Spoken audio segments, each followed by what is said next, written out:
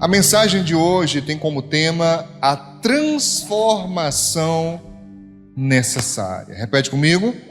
A transformação necessária. Eu acredito que essa é uma temática muito importante, irmãos. E importante demais que você esteja atento. Eu vou pedir para que você deixe marcado na sua Bíblia, em Romanos capítulo 12. Eu tenho plena certeza que esse é um dos textos que eu mais falo aqui na igreja. E também tenho a certeza que é um dos menos entendidos, irmãos. Ou pelo menos menos praticado por muitos. Mesmo entendendo, alguns não o praticam. É importante a gente revê-lo, até que entre no coração. Romanos capítulo 12. Eu queria que você repetisse comigo. A transformação de vida só acontece com a transformação de mente. Mais uma vez, a transformação de vida só acontece com a transformação de mente. De que transformação estamos falando, pastor? Da mudança de comportamento que nós, de uma forma geral, chamamos no meio cristão de conversão. A conversão nada mais é do que uma mudança de comportamento, de uma mudança de ser. Amém? Amém, irmãos? Amém. Mas essa mudança, ela não acontece só porque a pessoa vem na igreja. Me acredite, há pessoas que vêm e virão, e não é para deixar de vir, eu não estou dizendo que não adianta, não é isso que eu estou dizendo, mas há pessoas que vêm à igreja, mas não mudam. Simplesmente passam anos a fio, mas não mudam. E compreenda bem, mesmo depois de nós entregarmos a nossa vida ao Senhor Jesus, mesmo após nós permitirmos a transformação de Deus na nossa vida, mesmo após o Espírito Santo fazer sua obra em nós, ainda restam vestígios da velha criatura. E esse vestígio é um combate, contínuo que nós temos para não seguir, para não atentar e dar ouvidos à voz do velho homem, da nossa velha criatura. Então, a transformação de vida só acontece com a transformação de mente, de entendimento. Tá claro? Vamos então aqui em Romanos capítulo 12, verso 1. O apóstolo Paulo, escrevendo aos cristãos de Roma, ele diz: rogo-vos, pois, irmãos, pela compaixão de Deus, que apresenteis os vossos corpos, em quê? Em sacrifício vivo. Quando nós falamos sacrifício vivo, estamos falando de uma oferta plena para Deus.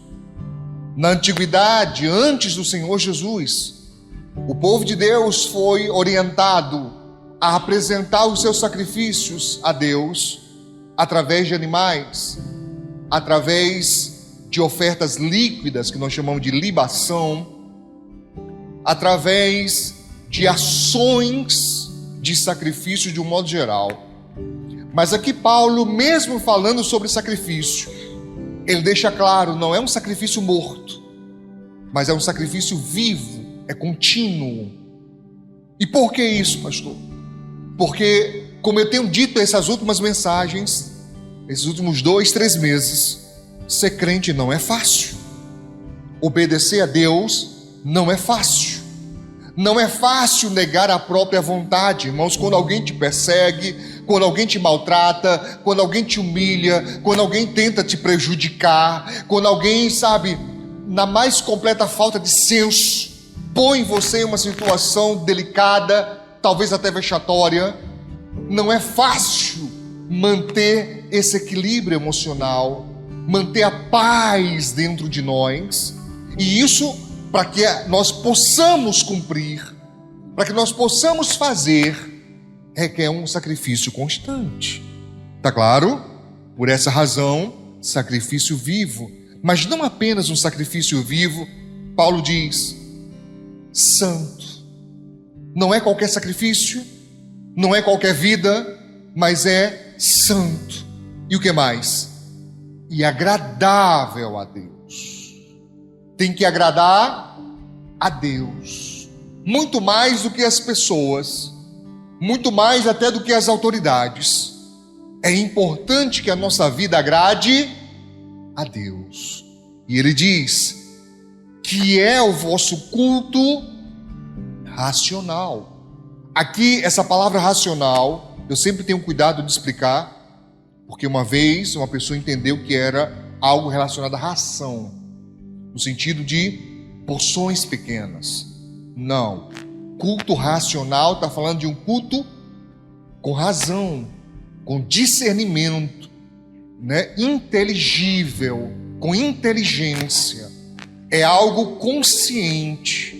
É algo que nós fazemos tendo a certeza do que estamos fazendo e para quem estamos fazendo. Tá claro isso? Amém? Por isso que não adianta vir à igreja, apenas vir à igreja, sem que haja um discipulado. Entende por que nós temos tanto cuidado com a palavra aqui? Entende por que nós dedicamos maior parte do tempo do culto à palavra? Porque nós temos que sair com entendimento. Não adianta só o movimento. Eu poderia, por exemplo, fazer um culto aqui de libertação, de cura divina, que não está errado as igrejas que fazem. Eu poderia fazer campanhas de oração, movimentos pentecostais, espirituais, carismáticos, mas ao final do culto você sairia apenas emocionado ou curado ou liberto. E isso é bom? Isso é bom, mas não é suficiente. O primordial, o mais importante, é sair fundamentado na palavra. Isso está acima de qualquer outra coisa. Diga graças a Deus. Versículo 2. Paulo diz: e não sedes, ou não sede conformados, conforme, da mesma forma, significa igual, significa de uma forma igualitária, igual. Não podemos ser. Irmãos, é incrível perceber como a palavra de Deus está se cumprindo em nossa geração. Porque havia antigamente uma clara distinção. Você conseguia distinguir, eu não estou falando de distinção naquele sentido de, sabe, separação, ou no sentido pejorativo, né? De você fazer tipo um apartheid entre quem é crente e quem não é isso. Não estou falando disso, nem concordo com isso, porque o nosso Senhor Jesus estava sempre no meio do povo. A diferença é que ele não estava pecando, estava o quê? Atraindo eles a Deus. Então não entenda que estou falando, certo? De você fazer uma distinção no sentido de separar pessoas, no sentido de você, sabe, fazer um pré-julgamento, nada disso. Mas você conseguia antigamente perceber o crente com mais facilidade. Hoje, não mais. E eu não estou falando por causa de corte de cabelo, ou por moda, sei lá, por costume, por cultura. Eu estou falando de um modo geral. Cada vez mais as pessoas têm se, pessoas de Deus, eu estou falando, têm se parecido com o padrão do mundo. E quando eu falo mundo, para quem não entende, estou falando não do planeta Terra. Nós não somos ETs, diz aí para o seu irmão. Nós não somos ETs, tá? Mas eu estou falando do sistema mundano. Quando eu falar mundo, entenda muito mais o sistema pecaminoso, o padrão pecaminoso do mundo. Tá claro isso? Amém, irmãos? Amém. Então Paulo diz, não é para ser da mesma forma. Irmãos, como é que pode alguém que ouve a palavra de Deus, que supõe-se que o Espírito Santo está tendo acesso a essa pessoa, porque está ouvindo a palavra, ele é o que convence do pecado, da justiça e do juízo, e a pessoa não muda?